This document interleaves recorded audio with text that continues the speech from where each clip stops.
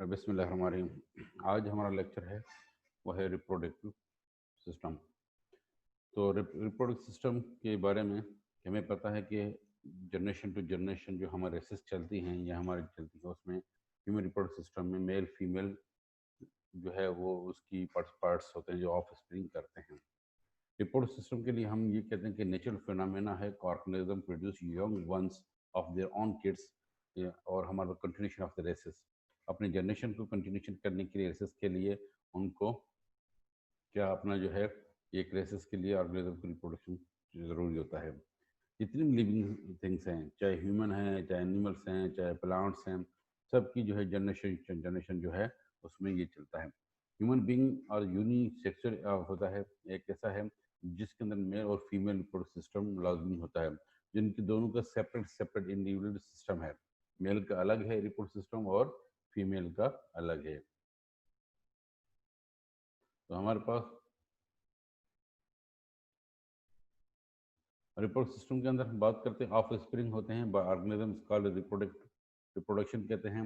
Reproductive process होता है जिसके अंदर सर्वाइवल स्पीशीज यानी कि हमारी स्पीशीज जनरेशन टू जनरेशन वो सर्वाइव करती हैं। Sexual reproduction system normally method जो रिप्रोडक्शन ह्यूमन के अंदर होता है, सेक्सुअल रिप्रोडक्शन इन्वॉल्व करता है दो सेक्स को, मेल और फीमेल को, जिसके थ्रू हमारी प्रोडक्शन रिप्रोडक्शन आगे सर्वाइव करती है। हम रिप्रोडक्शन को अगर सिस्टम को मेल और फीमेल इसको अगर डिवाइड करें तो एसेंशियल 4 कंपोनेंट्स होते हैं जो मेल और फीमेल दोनों में सेम होते हैं। उन कंपोनेंट्स के हिसाब से नाम सेम होते हैं, स्ट्रक्चर चेंज होते हैं। मिसाल के तौर पे प्राइमरी सेक्स ग्लैंड्स होते हैं, गोनेट्स जिसको बोलते हैं, वो भी मेल और फीमेल दोनों में गोनेट्स होते हैं। अब वो अलग अलग नाम होते हैं, उनके अलग फंक्शन होते हैं, मगर गोनेट्स जिसको प्राइमरी सेक्स ग्लैंड कहते हैं, जिसको प्रोड्यूस गैमेट्स जो गैमेट्स प्रोड्यूस करते हैं, ये दोनों में मौजूद होते हैं। हमारा system of the genetic ducts मौजूद होता है जिसको हम कलेक्टिवली कॉल करते हैं जेनेटिक ट्रैक। और वो जेनेटिक डक्ट्स होती हैं, वो कंसर्ट होती हैं कि ट्रांसपोर्ट करती हैं गैमेट्स को, मेल के अंदर स्पर्म और फीमेल के अंदर ओवम। ये ट्रांसपोर्ट होते हैं, जहाँ से ये गोनेट्स फॉर्मेशन होंगे, वहाँ से ये ट्रांसफर करके अपने जो जेनेट आर्गन की तरफ जाएंगे, उस तरफ जो है जेनेटल आर्गन की तरफ, तो उस पर ट्रेवलिंग करेंगे, उसको हम जेनेटल डक्ट का नाम देते हैं, जो एक ट्रांसपोर्ट का रूट है। एक्सेसरी सेक्स ग्लैंड नंबर 3 पे आता है। ये वो बिट ऑफ सिक्रेशंस होती हैं जो एक्सेसरी ग्लैंड्स की, चाहे मेल हो चाहे फीमेल हो, दोनों के अंदर होती हैं। ये प्रोसेस जो हमारा प्रोसेस करती है रिप्रोडक्शन को हेल्प करती हैं, हेल्प आउट करती हैं। जस्ट लाइक इसमें हमारे मेल के अंदर एक्सेसरी जो जितने ग्लैंड्स होते हैं वो क्या करते हैं, वो हेल्प करते हैं इसलिए कि सर्वाइव करें, अलाइव ऑफ द स्पर्म को, उनकी नेचर को अल्कलाइन नेचर में रखते हैं, उनकी विस्कोसिटी को मेंटेन करते हैं। इसी तरह बिल्कुल सेम वे हमारे पास जो फीमेल के अंदर ओवम के अंदर भी ये मौजूद होते हैं एक्सेस ग्लैंड, जो फर्टिलाइजेशन तक उनको ले जाते हैं। तो हमारे पास ये एक मोस्ट इम्पॉर्टेंट इसका एक चीज़ है जिसको एक्सेसरी सेक्स ग्लैंड हम वो आगे पढ़ेंगे। एक्सटर्नल जेनिटल ऑर्गन्स, जेनेटलिया, मेल और फीमेल दोनों के अलग अलग हैं, जो विजिबल स्ट्रक्चर्स होते हैं जो रिपोर्ट ऑर्गन के अंदर मौजूद होते हैं, चाहे वो मेल के हों फीमेल के हों।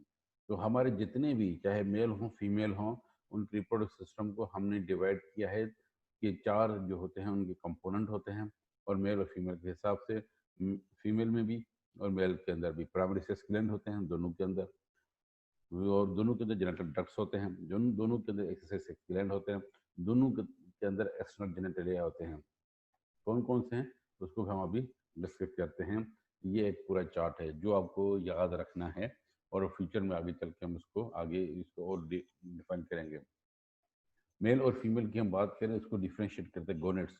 मेल के अंदर गोनेट्स का पेयर ऑफ द टेस्टिस जहाँ पे स्पर्म फॉर्मेशन होते हैं।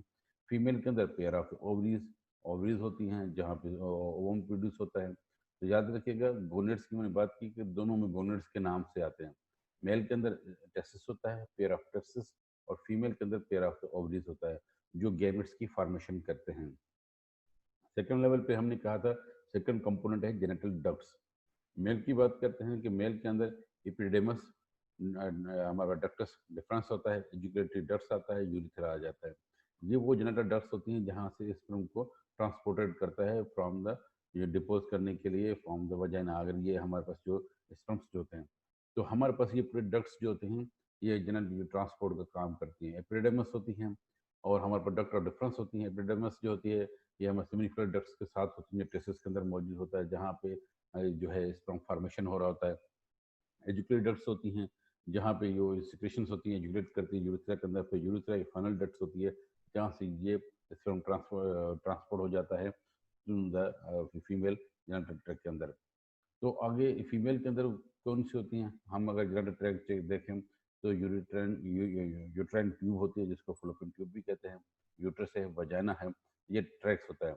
यूट्राइन ट्यूब से ओवम आ रहा होता है, मूव कर रहा होता है यूट्रस की तरफ, और वजाइना ट्रैक्ट में हम जब डिपोज होते हैं स्पर्म से यहाँ से मूव करते हैं यूट्रस से होते हुए फ्लोपियन ट्यूब की तरफ जाते हैं जहाँ पे ये फर्टिलाइजेशन होती है, फिर वापस वो फर्टिलाइज होकर इम्प्लांट होते हैं यूट्रस के अंदर। तो ये पूरे जो है जेनिटल डक्ट्स जो होते हैं, ट्रैक्स हैं जो फीमेल के मौजूद होते हैं। 3 होते हैं, uterine tube, uterus and vagina. Male के अंदर epididymis, ducts of deferens, ejaculatory ducts होते हैं, यूरेथ्रा होते हैं।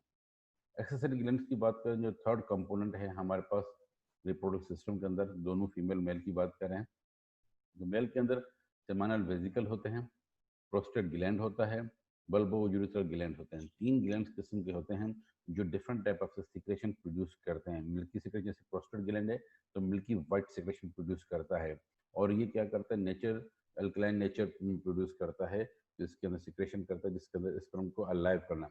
सेमानल वेजिकल अपनी सिक्रेशन प्रोड्यूस करता है जिससे हम जो है स्पर्म को जो है वो जो जन्म जो होता है, मेल गैमेट्स होता है वो सर्वाइव करे, लाइव रहे टिल दी फर्टिलाइजेशन, तो उसको सपोर्ट करते हैं। ये हमारे पास 3 एक्सेसरी ग्लैंड्स मौजूद होते हैं मेल के अंदर। फीमेल के अंदर इस तरह माइनर वेस्टिबुलर ग्लैंड्स होते हैं, ग्रेटर वेस्टिबुलर ग्लैंड्स होते हैं जो सिक्रेशंस प्रोड्यूस करते हैं जेनिटल ट्रैक्ट के अंदर। इसी तरह एक्सटर्नल जेनिटेलिया की हम बात करते हैं तो मेल के अंदर 2 होते हैं, स्कॉटम होता है जिसके अंदर टेस्टिस मौजूद होते हैं, और पेनस जेनिटल ऑर्गन होता है। तो हमारे पास ये 2 मेल के अंदर जो है जेनिटल ऑर्गन मौजूद होते हैं जिसको एक्सटर्नल जेनिटेलिया कहते हैं। फीमेल के अंदर वोल्वा एक ही नाम लिया जाता है। वोल्वा के अंदर ये सारी चीज़ें आ जाती हैं, मोनस पीबस आ जाता है, लिबिया मेजूर आ जाता है, लिबिया माइनर आ जाता है, वेस्टिबुला आ जाता है, और क्लिटोरिस आ जाता है। ये सारी चीज़ें ये फीमेल के अंदर और मेल के अंदर ये एक्सटर्नल जेनिटेलिया, ये चार्ट आप याद कर लें नजरेशन तो आपको रिपोर्ट सिस्टम पूरा याद हो जाता है। कि हमारे पास टोटल 4 कंपोनेंट्स होते हैं, एक गोनेट्स के नाम से आता है, एक genital ducts, second third accessory sex gland, and fourth external genitalia. हम गोनेट्स की बात करेंगे तो गोनेट्स के अंदर हमारे पास जो है वो मेल जेनिटल डक्ट्स कहलाती हैं, ये हमारे पास आ जाती है। इसी तरह हमारे पास जो होते हैं एक्सेसरी सेक्स ग्लैंड्स की बात की तो हमने कहा एक्सेसरी एक्सेसरी सेक्स ग्लैंड के अंदर सेमानल वेजिकल्स आ जाता है, प्रोस्टेट और बल्बो यूरेथ्रल ग्लैंड्स आ जाते हैं जो सिक्रेशन प्रोड्यूस करते हैं, जो गैमेट्स के सर्वाइवल के लिए नेसेसरी होती हैं, उसको अलाइव करने के लिए, उसकी जो अल्कलाइन नेचर जो होती है उनको मेंटेन करने के लिए। और फीमेल के अंदर जो होता है माइनर वेस्टिबुलर ग्लैंड्स होते हैं, ग्रेट वेस्टिबुलर ग्लैंड्स होते हैं जो सिक्रेशन प्रोड्यूस करते हैं जेनिटल ट्रैक्ट के अंदर। इस तरह एक्सटर्नल जेनेटिली की हमने बात की कि मेल के अंदर 2 होते हैं, स्कॉटम और पेनस होते हैं, जबकि फीमेल के अंदर वोल्वा कहलाता है जिसके अंदर पूरा मोनस पीबियस, लिबिया मेजूरा, लिबिया माइनरा, वेस्टिब्यूला और टेरिटोरियस। तो ये हमारे पास इसके जो है जेनेटल रिप्रोडक्टिव सिस्टम की बात होती है।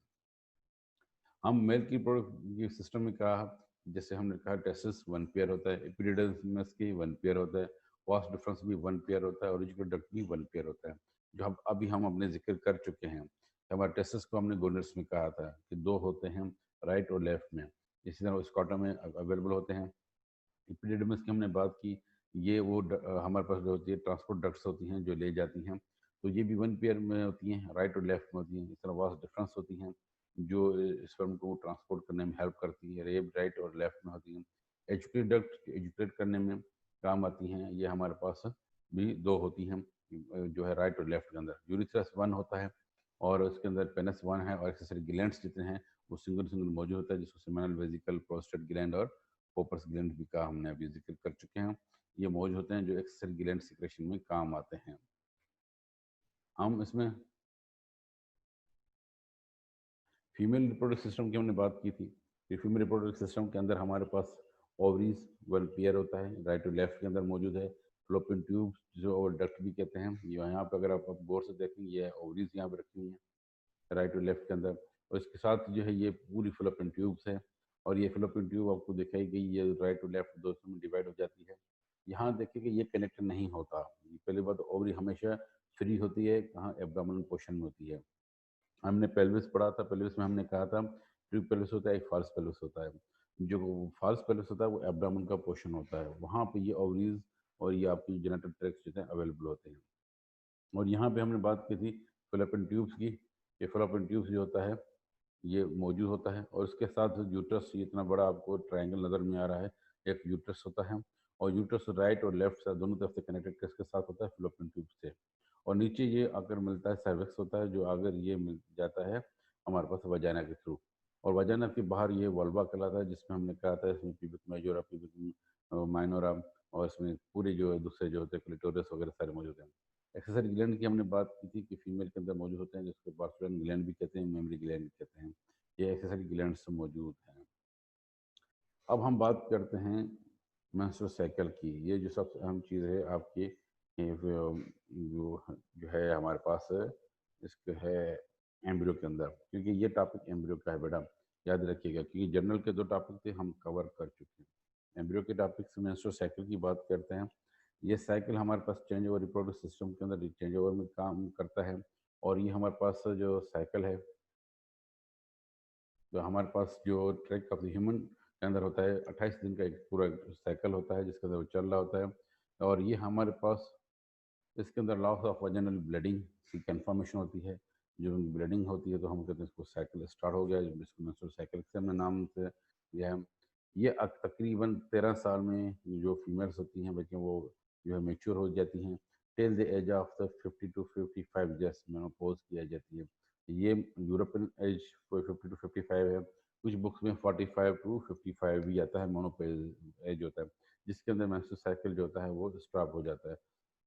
सिर्फ इंसान के अंदर मेंस्ट्रुअल साइकिल नहीं होता, बल्कि कुछ जो है एनिमल में देखा गया है, मोनकीज के अंदर, गोरिल्लास के अंदर भी बाकायदा मेंस्ट्रुअल साइकिल देखा गया है, तो उनके अंदर भी साइकिल होता है।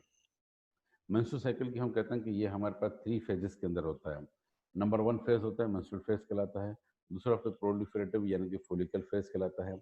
और थर्ड जो होता है उसको हम सेक्रेटरी फेज या लुटियल फेज या ओवुलेटरी फेज कहते हैं।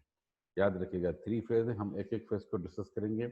और याद रखिएगा ये बड़ा अहम सवाल होता है, और ये menstrual cycle almost long question या शॉर्ट क्वेश्चन में ज़रूर पूछा जाता है, इससे एमसीक्यूज भी आते हैं कुछ लोगों के।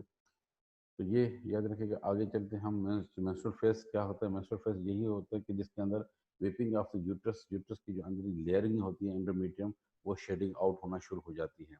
और ये क्या करते हैं, और याद रखिएगा कि हमारे यूट्रस के अंदर 3 लेयर्स होती हैं। एंडोमेट्रियम होती है, मायोमेट्रियम होती है, एपीमेट्रियम होती है। हम बात करते हैं कि ये एंडोमेट्रियम जो अंदर लेयरिंग होती है वो रिच ब्लड सर्कुलेशन होती है, वही शेड आउट होती है। 3 to 5 डेज साइकिल चलता है, और ये तो वो शेड होती है, जिससे वो जो है हमारे पास ब्लीडिंग कॉज होता है due to the cost of the epithelial lining of endometrium. Endometrium की एपिथेलियल लाइनिंग होती है, जिसकी वजह से ये शेड होता है। एस्ट्रोजन और प्रोजेस्टेरोन एक लेवल होता है जो वेरी लो हो जाता है ब्लड के अंदर। और मेंस्ट्रुअल साइकिल जो होता है ये हमारे पास ऑब्जर्व करता है कि ओवम जो होता है रिमेन अनफर्टिलाइज, यानी कि ये एक निशानी होती है कि ओवम अनफर्टिलाइज नहीं हुआ। जब फर्टिलाइज नहीं होता तो एस्ट्रोजन और प्रोजेस्टेरोन हार्मोन रिलीज डाउन होना शुरू हो जाते हैं। ये बढ़ते कब हैं, आगे ये आएगा।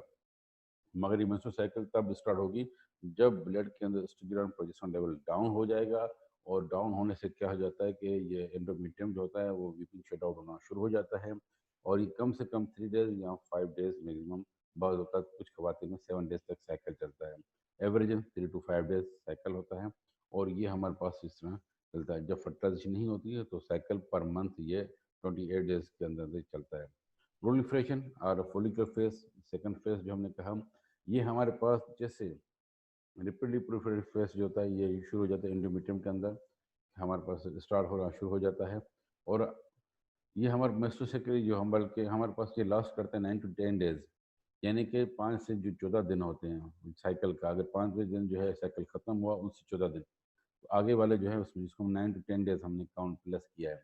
तो ये वो डेज होते हैं जो रिलीजिंग ऑफ फोलिकल हार्मोन्स होता है पेट्यूटरी ग्लैंड से ज़्यादा रिलीज हो जाता है, जो डेवलप करता है फोलिकल सेल को डेवलप करने में हेल्प करवाता है। और ओवरिन फोलिकल जो होते हैं mature in the graphene follicle में हो जाते हैं, बड़ा फोलिकल फॉर्मेशन हो जाता है। और वही फोलिकल जो होता है सीक्रेट एस्ट्रोजन हार्मोन सीक्रेट करता है, और वो up to the toll increase हो जाता है 12 दिन में, हाई लेवल पे इंक्रीज हो जाता है। एस्ट्रोजन जो हार्मोन होता है ये इन्हांस करता है प्रोलिफरेशन सेल को डेमोस्ट्रेशन के अंदर, यूट्रस के अंदर, और हमारे पास फेलोपियन ट्यूब जो होता है उसको ये डेवलप करना शुरू कर देता है, up to 2 to 3 metre thick करना शुरू कर देता है। थिकनिक इसलिए करता है कि ये एक तरफ से अल्लाह की तरफ से एक फिनोमेना है कि ओवम आ रहा है रेडी फॉर द इम्प्लांटेशन। अगर फर्टिलाइजेशन हो जाती है, ज़ायगोट फॉर्मेशन हो जाता है, तो यूट्रस रेडी हो जाए एंडोमेट्रियम के, वहाँ पे जाकर वो बेबी को फीटस को जाकर डेवलप होना है। तो इसलिए वो अगर इन केस नहीं होता तो फिर वो एस्ट्रोजन लेवल कम हो जाता है और वही सेक्रेट हो जाते हैं। The wall is highly supplied blood vessels होता है और रिपली फॉर द इम्प्लांटेशन, और वो ज़्यादा ब्लड सप्लाई होता है रेडी फॉर इम्प्लांटेशन, यानी कि वो जायगोट जो फॉर्मेशन होगा तो यहाँ पे हम आगे पढ़ेंगे चैप्टर में, फर्टिलाइजेशन का चैप्टर आएगा, तो हम उसमें पढ़ेंगे कि जब से ये जो है रेडी हो जाता है, हाईली सप्लाई जो ब्लड होता है, तो ये रेडी इम्प्लांटेशन हो जाता है कि वहाँ पे इम्प्लांटेशन होगा, वहाँ पे इनकी जो आउटर लेयरिंग होती है जिससे सेंटर होती है वो आगे चल के प्लासेंटा बनाएंगी और इस तरह बेबी को इम्प्लांट होना है। तो ये हमारे पास इसको इस साइकिल के अंदर, ये प्रोलिफरेशन फेज के अंदर की वेरिएशन क्या होती है। नंबर वन, ये हमारे पास 9 to 10 डेज, यानी कि from the cycle and 5 to 14 days में एफएसएच जो फोलिक स्टिमुलेटिंग हार्मोन होता है ज़्यादा रिलीज होता है, जो फोलिकल को जो मैच्योर करता है, जो ग्राफ्ट फोलिकल शेप में डेवलप हो जाता है। प्रोजेस्टेरॉन लेवल जो होती है हार्मोन की वो बहुत पीक पे चली जाती है, बार बार दिन पे बहुत पीक पे होती है। वो पीक पे होने से क्या होता है कि ये एंडोमेट्रियम सेल को, यूटेरिन और फोलिकल सेल को ये क्या करता है कि रेडी करता है फॉर द थिक कर देता है, और उनको हाईली ब्लड सर्कुलेशन हो जाती है कि वो इम्प्लांटेशन के लिए रेडी हो जाए। थर्ड फेज की हम बात करते हैं सिक्रेटरी फेज की, जिसको हमने ल्यूटियल और ओवरियन फेज भी कहा है। ये हमारे पास लास्ट होता है फ्रॉम द 12 to 15 डेज, यानी 14 डेज तक होता है, यानी कि अब ये आगे 12 से 14 दिन ये चलता है। Secretary phase luteal ovulation phase होता है जो 14 से 28 दिन तक चलता है मेंस्ट्रुअल साइकिल का। ये यहाँ पे क्या होता है, एलएच एक हार्मोन होता है, ल्यूटिनाइजिंग हार्मोन होता है, ये सीक्रेट होना शुरू हो जाता है पिट्यूटरी ग्लैंड से, जिसको हम ल्यूटियल फेज भी इसलिए इसको कहते हैं। हमारे पास एलएच जो होता है ल्यूटियल हार्मोन फेज होता है, और फोलिक स्टिमुलेटिंग हार्मोन जो होता है ये इसको ओवुलेशन काज करवाता है, जो रिलीज ऑफ ओवा करता है। और एलएच और एफएसएच दोनों concentration become high at this level, दोनों बड़े लेवल में हाई हो जाते हैं और इनका बहुत बड़ा रोल होता है। आफ्टर ओवुलेशन, ओवुलेशन जिस हो जाती है तो पीछे जो एक फोल्ड रह जाता है जिसको हम कार्पस ल्यूटियम कहते हैं, जो प्रोजेस्टेरॉन हार्मोन सीक्रेट करता है, और यही प्रोजेस्टेरॉन हार्मोन इनहेबिट करता है मैच्योरेशन ऑफ एनी फॉलिकल, दूसरे फॉलिकल को रोक के रखता है कि आप मैच्योर ना हो इनके। अगर ये आगे फर्टिलाइज हो जाता है तो ये प्रोजेस्टेरॉन और एस्ट्रोजन उसको हेल्प करते हैं इम्प्लांटेशन के अंदर। यही प्रोजेस्टेरॉन स्टिमुलेट करता है थिकनिंग एंडोमेट्रियम को, इम्प्लांटेशन ऑफ द जाइगोट के, जाइगोट जहाँ पे जाके इम्प्लांट हो जाए। प्रोजेस्टेरॉन, हमने एस्ट्रोजन की बात की थी कि वो भी इम्प्लांटेशन में उसको थिक करता है। दोनों हार्मोन हाई लेवल पे वो बॉडी के अंदर मौजूद होते हैं। तो ये हम हमारे पास क्या करते हैं, स्टिमुलेट करता है सिक्रेशन वाटर म्यूकस के अंदर, कि मेमोरी ग्लैंड, मदर की मेमोरी ग्लैंड को अफेक्ट करता है कि वहाँ पे अगर फर्टिलाइजेशन हो जाती है तो वहाँ पे मिल्क फॉर्मेशन होना शुरू हो जाता है।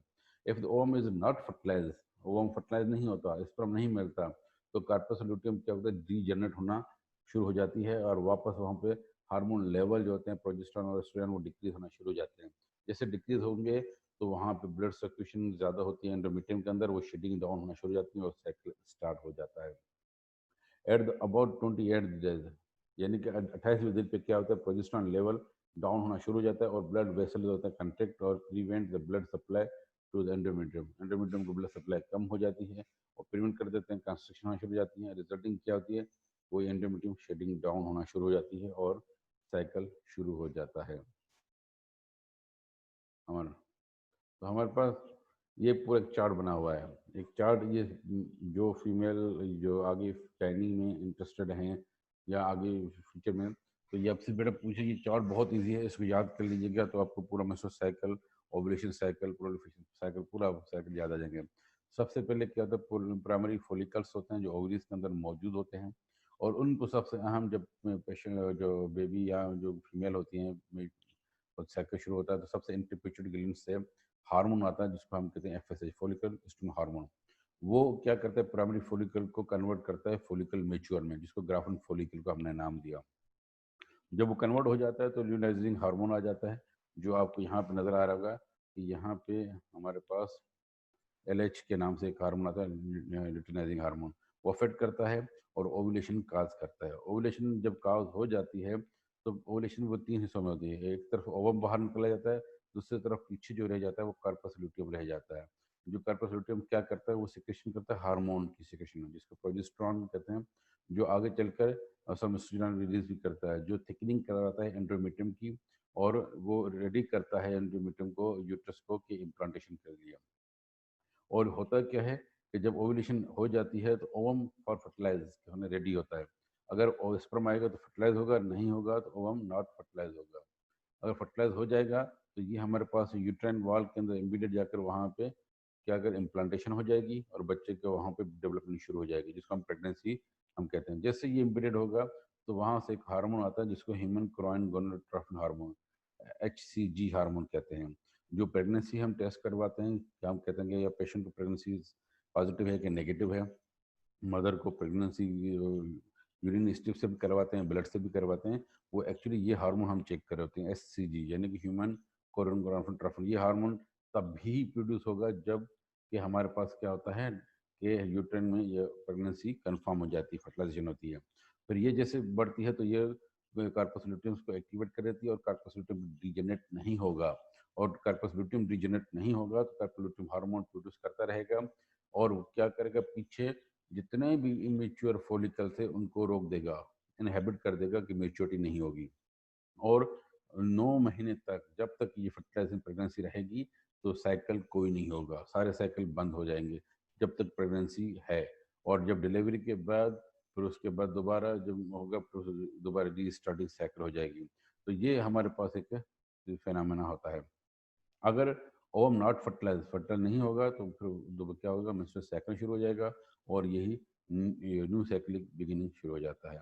तो यहाँ पे हमारे पास एक हम वर्ड यूज करते हैं मेनोपॉज। पिछली स्लाइड पे हमारा जो है यहाँ पे खत्म हो गया मेंस्ट्रुअल साइकिल।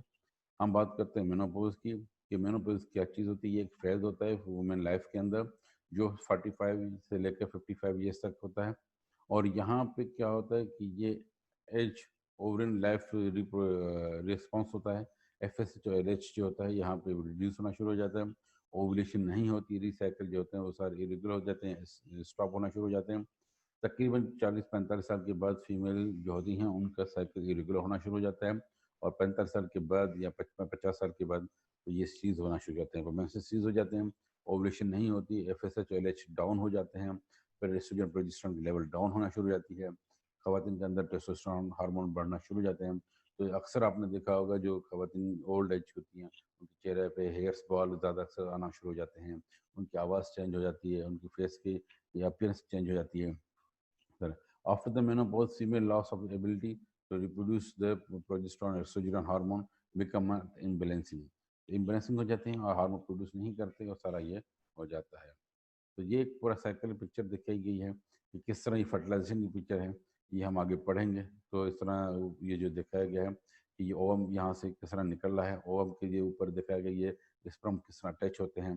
फिर ये फर्टिलाइजेशन वन से सेल बने, 2 सेल हैं, फिर फर्टिलाइजेशन के बाद कैविटी बनी और इम्प्लांटेशन हो गई। यहाँ पे ये दिखाया जाता है कि जिस तरह के स्पर्म्स आकर ये अटैक करते हैं सराउंडिंग में, और इतने मल्टीपल जो स्पर्म्स अटैक करते हैं, ओनली वन स्पर्म इंटर हो जाता है अंदर, और वो जाते ही सेल की इंटरनल चेंजिंग शुरू हो जाती है जहाँ पे जाइगोट के अंदर सेल डिवीजन शुरू हो जाती है। फिर हमारे पास मल्टी ये कवरिंग है जो देखेंगे किस तरह। तो ये पूरी पिक्चर दिखेगी कि किस तरह वो जाइगोट फॉर्मेशन और उसके बाद डेवलप हो जाती है। तो बेटा आज की लेक्चर यहाँ पे ख़त्म हुआ है। तो मैं अभी जो है वो